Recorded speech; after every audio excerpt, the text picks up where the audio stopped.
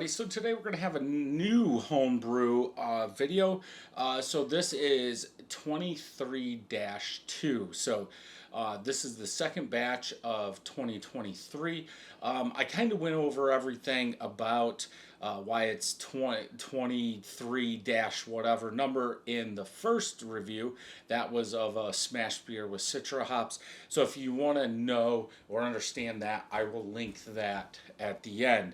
So this one, small batch, single malt, single hop, so it is a smash beer, 1.25 gallons going into the fermenter. And again, this is using Golden Promise that was 2 years old. I wanted to start the series with all the malts that I had before. I've never brewed with older malts. I don't know what they taste like. I couldn't tell you if I used them in a batch, like if I had new 2-row and I wanted to throw some Golden Promise in there, and it was old from the homebrew store or something. No way I would know. Maybe it'll help out with craft beers that are old, see if I can pull something out. So this Golden Promise, I bought a 10-pound bag 2 years ago. It never opened it. It was completely sealed. It was in the dark. It was in my basement. So I said, let's see how this goes. So 2 pounds, 4 ounces of that. Nelson Sauvin hops, 0.39 at 30 minutes, 0.29 at 5 minutes. No dry hop. US 05 yeast was used. So they wanted post-boil gravity at 1049. I hit 1049. Just like in the Citra batch 1. Here's where it differs again. This one also ended up at 3.49% ABV.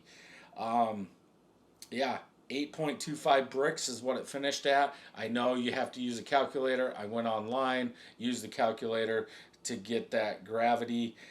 So I'm thinking for, again, people that are new, go watch that other one, but I think I didn't put enough yeast. It was brand new yeast.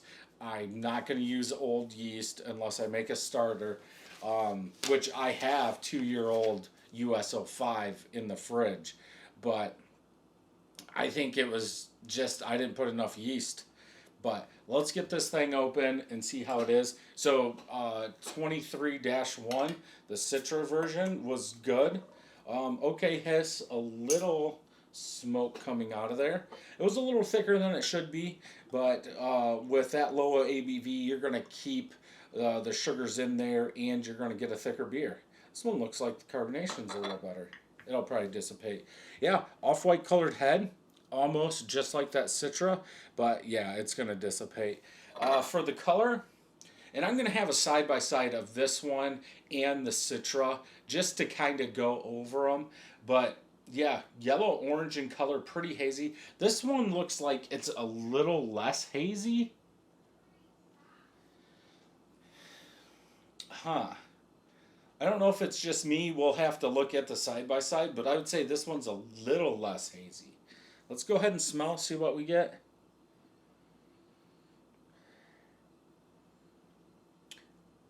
I'm not going to freak out that it's bad. I think Nelson Sauvin is white grape, right? Now I'm going to have to look it up. So usually what I do while I'm looking this up, what do I want to put in here? Usually what I do for my smash beers is I don't do a dry hop. I just put them in the boil. So that way I can just see what they do to the beer. Then I'll make another version with a dry hop. Okay. Grape-like, yeah. Let's just, this is Yakima Valley, mango, lychee, lemon, grapefruit, white wine, gooseberry. Okay. I was going to say, it's got that white wine that I'm picking up, like that white grape tartness, like fermented.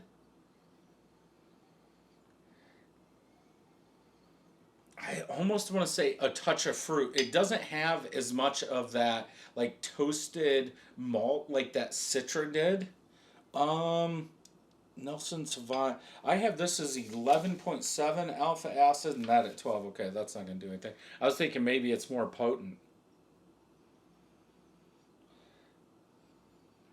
Yeah, a little bit more of that white grape, white wine fruit is coming through. I get a little bit of sweet maltiness, but not that much. I think this smells better than that Citra. This has at least more's coming out, but let's go ahead and taste and find out.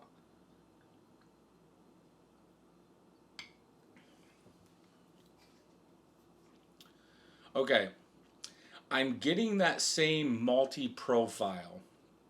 This one is more open, more vibrant. I can pick up the hops more. There's more flavors coming through. Um, I won't. I don't want to get too much into the Citra one, but yeah, I'm getting. Is it peach?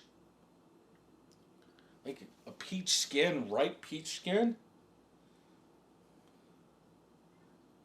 Maybe mango? Huh. Let's just see. Huh. Okay. Maybe crushed. Huh. Yeah, it's almost maybe it's a melon or mm,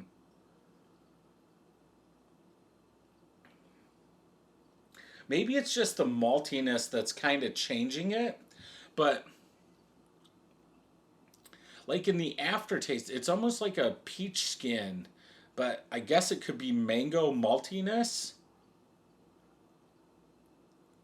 Thicker beer, but it's gonna be all those sugars still in there. It's not overly sweet.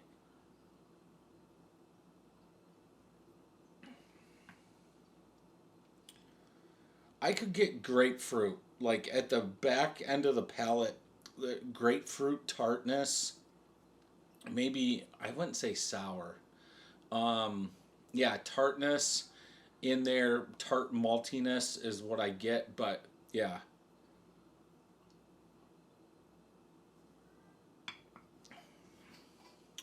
would I be mad if I made 5 gallons of this? Yes.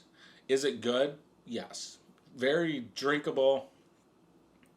Not what I wanted though. It feels like the bitterness is higher.